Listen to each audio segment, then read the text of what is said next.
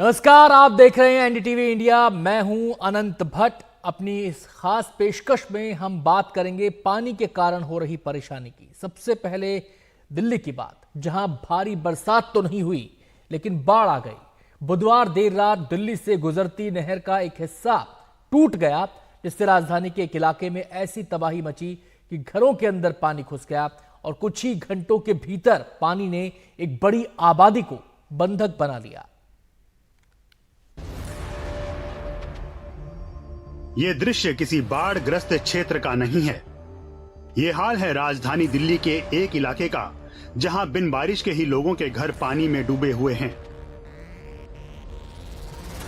पास से गुजरती मुनक नहर का एक हिस्सा टूटा तो सारा पानी इलाके में घुस गया। खाना, सामान या पानी लेना हो तो भी आधा डूब कर ही जाना होगा। इस वक्त दिल्ली के बवाना इलाके में मौजूद हूँ और यहाँ जे कॉलोनी है, जहाँ पर मुनक नदी में एक ड्रेन फूटने की वजह से जो पानी है वो देखिए किस तरीके से यहाँ पर भर गया। ये फिलहाल पानी की शुरुआत है, लेकिन अंदर तक पानी बहुत भरा हुआ है। और ये जो है ना प्रशासन की पूरी गलती है। प्रशासन को 15 दिन पहले ही बता दिया गया था कि जिस तरीके से ये नहर का जो टूट रहा था तो उसे थोड़ा सा टूटा था, उस पर कोई एक्शन नहीं, कोई कार्रवाई नहीं। लोगों का गुस्सा उनकी आवाज में झलक रहा है। इनका कहना है कि पहले शिकायतें हो चुकी थी लेकिन कोई सुनवाई नहीं हुई। ये पूछ रहे हैं कि इस घटना की जिम्मेदारी किसकी है। बात नहीं सुनेगा। 12 सालों पानी में डूब रहे थे, कोई नहीं आए थे। इतना पानी था, डूबा पानी था, लेडीज मर भी गई है पानी के वजह से। देखिए, जब किसी भी चीज की मरम्मत नहीं होगी, जब किसी चीज का केयर नहीं होगा, तो इसी तरह का समाचार हमको मिलता है। बहरहाल अभी हम लोग अपने स्तर से इसको क्या कर सकते हैं, लेकिन दिल्ली सरकार को इसमें आगे बढ़ना चाहिए और उसको ठीक करना चाहिए, क्योंकि लोग भी बहुत परेशान हैं। हम इसमें जितना सहयोग कर सकते हैं केंद्र से पूरी करने के लिए आगे बढ़े। पंप लगाकर पानी बाहर निकाला जा रहा है और नहर के टूटे हिस्से को भी ठीक किया जा रहा है, लेकिन घटना की जिम्मेदारी लेने को कोई तैयार नहीं है। एक तरफ हमने बंद करके पानी का फ्लो रोक दिया है, दूसरी तरफ भी ये पानी के फ्लो को रोका जाएगा और आने वाले कुछ घंटे में जो एम्बैंकमेंट टूटी है उसको शाम तक रिपेयर कर दिया जाएगा। हैदरपुर, बवाना और नांगलोई के जो वाटर ट्रीटमेंट प्लांट्स हैं, ये आज रात तक इनकी सप्लाई नॉर्मल हो जानी चाहिए। द्वारका वाटर ट्रीटमेंट प्लांट का जो कैचमेंट एरिया है, द्वारका की सारी सोसाइटीज हैं, मटियाला का सारा एरिया है, वहाँ पर पानी की सप्लाई कल शाम को ही रिज्यूम हो पाएगी। जब भी आम आदमी पर मुसीबत आ पड़ती है तो राजनीति तो शुरू हो ही जाती है, लेकिन अब सबसे पहले यहाँ पर जो टूटी हुई नहर का हिस्सा है उसे ठीक किया जाएगा। साथ ही रिहायशी इलाकों से पानी निकालने का जो काम है उसे पूरा किया जाएगा। दिल्ली से शुभांग सिंह ठाकुर, एनडीटीवी इंडिया। दरकता पहाड़, भीषण बाढ़, ये स्थिति कमोबेश पूरे देश की है। उसमें भी उत्तराखंड और हिमाचल प्रदेश में हालात और भी खराब हो चुके हैं। वहां भारी बरसात से सड़कों पर पानी ऐसे आ चुका है मानो नदी बह रही है। ये सब चारधाम यात्रा के बीच हो रहा है, लेकिन ये यात्रा रुक गई है। ऐसा उत्तराखंड में कई जगहों पर लैंडस्लाइड के कारण हुआ है। हिमाचल से भी पहाड़ के दरकने की भयानक तस्वीरें सामने आई हैं।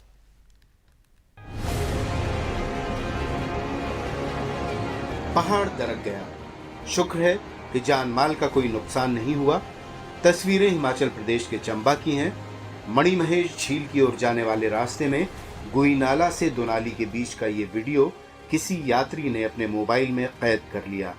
फिलहाल प्रशासन ने इस रास्ते से किसी के भी जाने पर पाबंदी लगा दी है।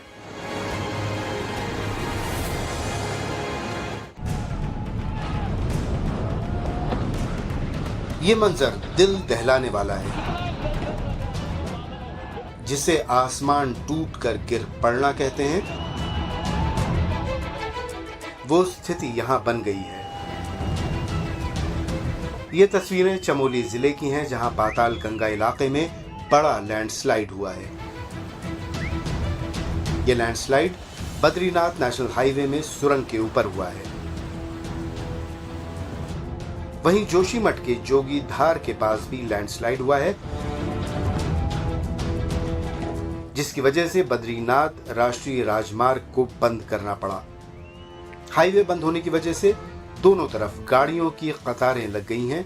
जोशीमठ के जोगीधार के नजदीक बद्रीनाथ राष्ट्रीय राजमार्ग भारी चट्टान टूटने की वजह से पूरी तरह से बाधित हो गया है। साथ ही जहां पर बद्रीनाथ राष्ट्रीय राजमार्ग बाधित हुआ है वहां पर पैदल चलने का भी रास्ता नहीं बचा है, जिसकी वजह से तीर्थ यात्रियों को काफी चढ़ाई चढ़ने के बाद जंगलों के रास्ते से जाना पड़ रहा है। लैंडस्लाइड के मलबे से सैकड़ों ग्रामीण रास्ते बंद हो गए हैं। वहां कई राष्ट्रीय राजमार्ग भी बंद हो गए हैं, यानी अगले कुछ दिन उत्तराखंड के लिए मुश्किलों भरे हो सकते हैं।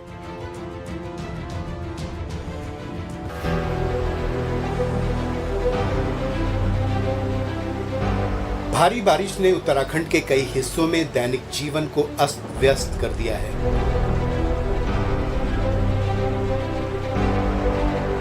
लगातार बारिश से कई जगहों से लैंडस्लाइड की खबरें सामने आई हैं।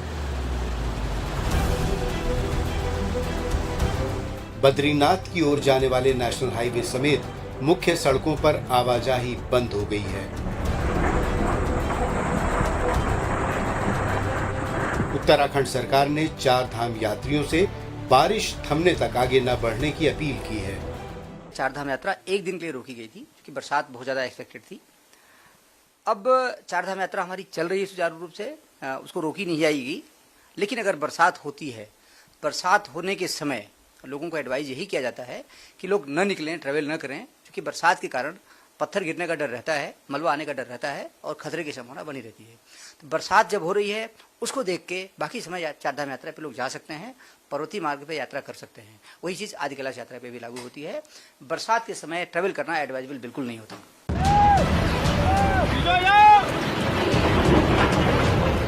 दूसरी तरफ रामनगर जिले में भी भारी बारिश से तबाही मची है। वहां ऐसा मंजर है मानो सड़कें ही नदियां बन गई हों।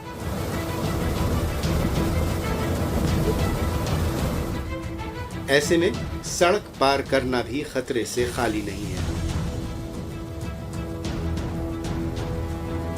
बरसाती नाला है पर इसमें रिक्शा लेना बहुत दुश्मन के अपने जान का जोखिम के बराबर होता है। पर अगर नाले को देख के भी अगर आप इस बरसाती नाले में गाड़ी डाल रहे हैं तो ये गलत कर रहे हैं। अपनी जान को जोखिम में न डालें और थोड़ी देर बरसाती नाले का कम होने का इंतजार करें। ऋषिकेश में घाट पूरी तरह से डूब गए हैं। उत्तराखंड के रुद्रपुर में निचले इलाकों में पानी भर गया है। यहाँ पर फंसे लोगों को बचाने के लिए SDRF की 4 टीमें लगाई गईं। कई लोगों को बचाने के लिए नावों का इस्तेमाल किया गया। SDRF की टीम का बनबसा क्षेत्र में रेस्क्यू ऑपरेशन लगातार जारी है।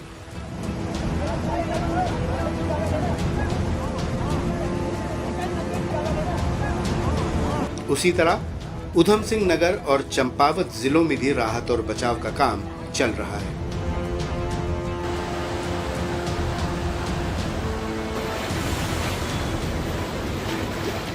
रेस्क्यू ऑपरेशन चल रहा है, लेकिन जान की हानि कहीं नोटिस में नहीं आई अभी तक। ये बताया गया है जो वहाँ पे कंट्रोल उससे जो है या CDO से भी अभी बात हुई वहाँ पे। तो ये अच्छी चीज है कि जो वार्निंग थी आप लोगों ने भी इसको काफी वो किया है, बोला है। तो उस वजह से जो लोग भी अपना सतर्क रहें और जहाँ पे भी वो कोशिश कर सकते हैं अपना सेफ जगह पर गए। तो जान का नुकसान की अभी तक कहीं से रिपोर्ट नहीं है, लेकिन हाँ जलभराव वगैरह जो स्थिति है काफी गंभीर अभी है। उत्तराखंड सरकार ने सूबे के सभी जिलाधिकारियों को इमरजेंसी हालात में तुरंत कदम उठाने और बाढ़ या लैंडस्लाइड से प्रभावित लोगों के लिए राहत और बचाव कार्य तेजी से चलाने के लिए हाई अलर्ट पर रहने के निर्देश जारी किए हैं। मुख्यमंत्री पुष्कर सिंह धामी ने मंगलवार को बाढ़ प्रभावित इलाकों का हवाई निरीक्षण भी किया। जो ज़्यादा से ज़्यादा राहत, ज़्यादा से ज़्यादा सहायता पहुंचानी है, उनकी सहायता करनी है, सुरक्षित स्थानों पर पहुंचाना है, उन सब कामों के लिए कहा गया है सभी अलर्ट मोड में रहें और जो भी जरूरी हो उस काम को करें। लेकिन लोगों के लिए अलर्ट रहना जरूरी है क्योंकि पहाड़ों पर इस वक्त नदियां उफान पर हैं और पहाड़ टूटते जा रहे हैं। NDTV इंडिया की रिपोर्ट।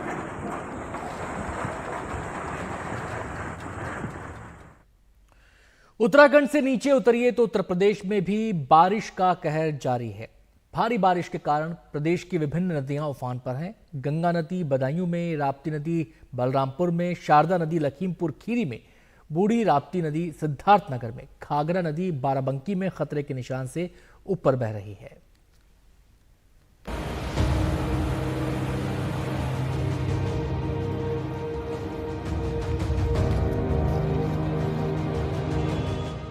कहीं कोई पानी में डूबा, कहीं बिजली गिरी और जान ले गई, तो कहीं नाव के सहारे दूल्हे राजा की बारात। क्योंकि तेज बरसात ने उत्तर प्रदेश के कई शहरों में भीषण बाढ़ की नौबत पैदा कर दी है।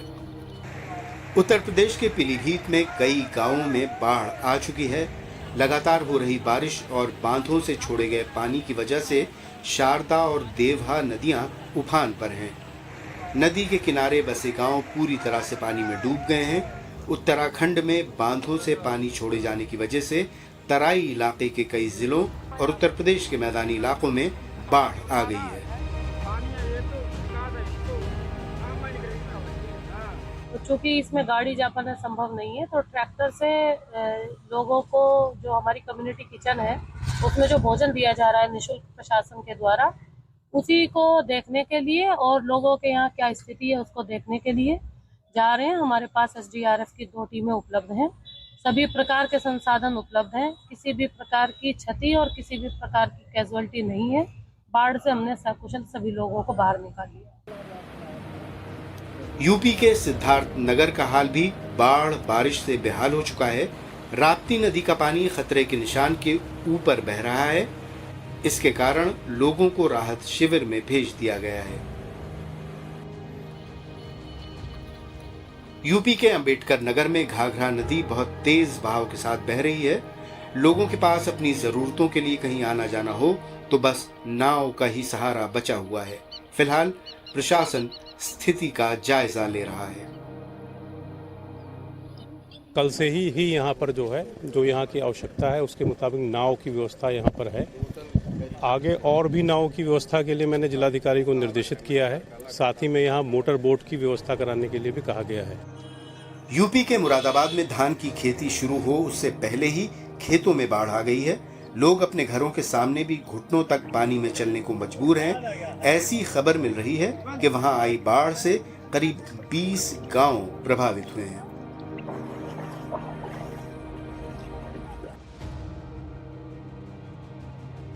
उसी तरह शाहजहांपुर में भी जनजीवन अस्त व्यस्त हो गया। नदियों का जल स्तर बढ़ने से रिहायशी इलाकों में पानी घुस गया है, जिससे लोगों को काफी परेशानी हो रही है। यहाँ के हनुमंत धाम, रामचंद्र मिशन थाना क्षेत्र के नई बस्ती, ख्वाजा फिरोज, दलेलगंज, लोदीपुर, सुभाष नगर आदि मोहल्ले बाढ़ की चपेट में हैं। खन्नौद जिले का जल स्तर बढ़ने से कई रिहायशी इलाकों में जल भराव की स्थिति पैदा हो गई है। इससे कई जगहों पर तो लोग घर छोड़ने को भी मजबूर हैं।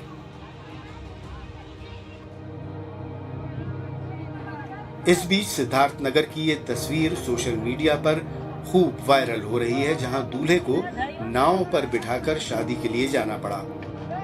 जिले के खैरी शीतल प्रसाद गांव में रविंद्र की शादी में जाने के लिए सिर्फ एक साधन नाव ही बची थी। 2 किलोमीटर तक नाव से जाकर बारात तो दुल्हन के घर पहुंच गई, लेकिन बाढ़ की वजह से अभी तक दुल्हन की विदाई नहीं हो पाई है। एक तरफ बाढ़ से लोगों की चुनौतियां बढ़ी हैं, तो दूसरी तरफ प्रशासन का कहना है कि लोगों की जान माल की रक्षा के लिए पूरी व्यवस्था की जा रही है। उत्तर प्रदेश के मुख्यमंत्री योगी आदित्यनाथ ने लखीमपुर खीरी में बाढ़ की विकराल स्थिति का हवाई सर्वेक्षण किया। पहले मैंने सुबह पीलीभीत और इस समय लखीमपुर खीरी का हम लोग सर्वे करते हुए, बाढ़ प्रभावित क्षेत्रों का निरीक्षण करते हुए मैं यहां पर आपके बीच में आया हूं। 133 गांव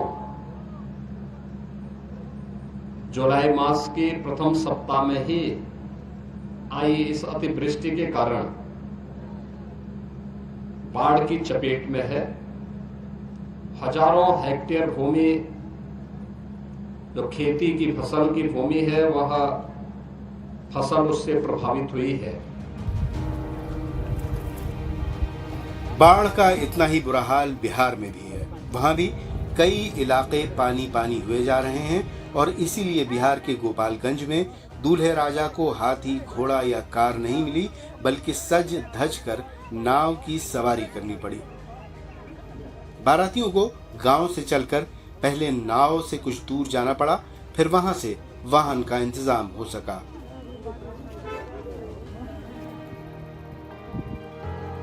ये तस्वीरें गोपालगंज जिले के माझागढ़ थाना के निमुइया पंचायत के भृगुन राउत टोला गांव की हैं। 2 दिन पहले ही गंडक नदी में आई बाढ़ के पानी से निमुइया पंचायत पूरी तरह से प्रभावित हो चुकी है।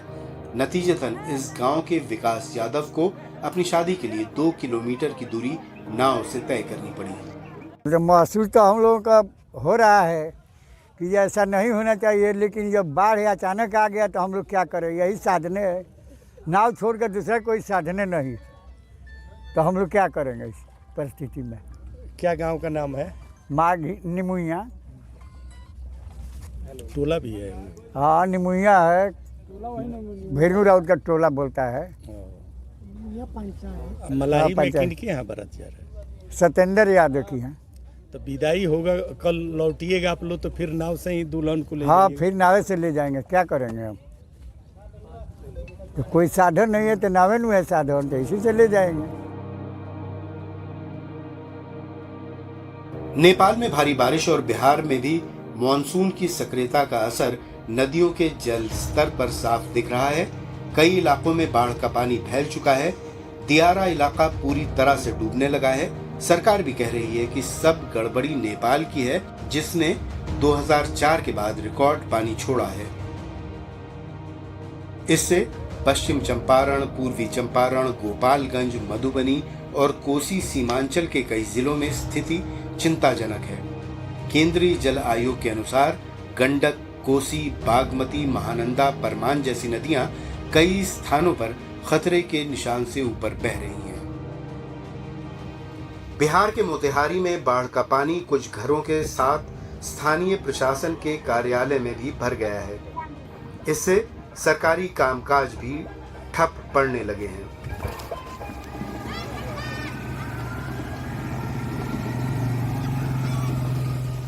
एनडीटीवी इंडिया की रिपोर्ट।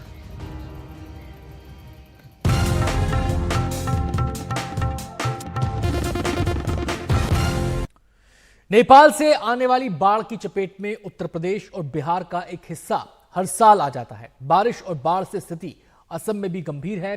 वहां 5.5 लाख लोग राहत शिविर में रहने के लिए मजबूर हैं।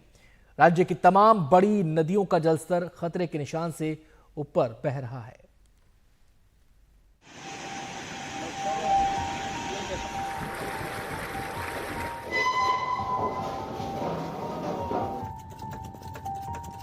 असम में जिधर भी नजर घुमाइए उधर बर्बादी का ही सैलाब नजर आता है।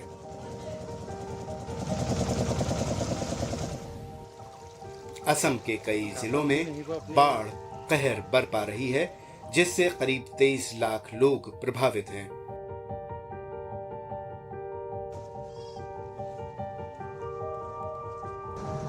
आलम यह है कि 5.5 लाख लोग राहत शिविर में रहने को मजबूर हो गए हैं।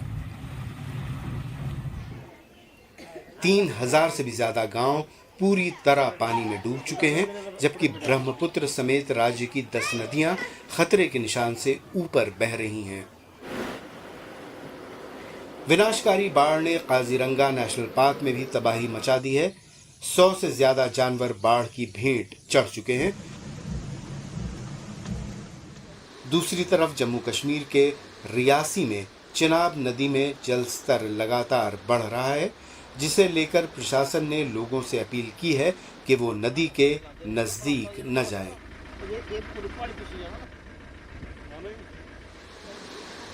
अब दिल्ली की बात करें तो बुधवार दोपहर दिल्ली में तेज बारिश हुई। इसका यातायात पर भी असर हुआ और कई जगहों पर जल भराव भी हुआ। दिल्ली सरकार अब बाढ़ जैसी स्थिति से निपटने के लिए तैयारी की बात कर रही है। एनडीटीवी इंडिया की रिपोर्ट।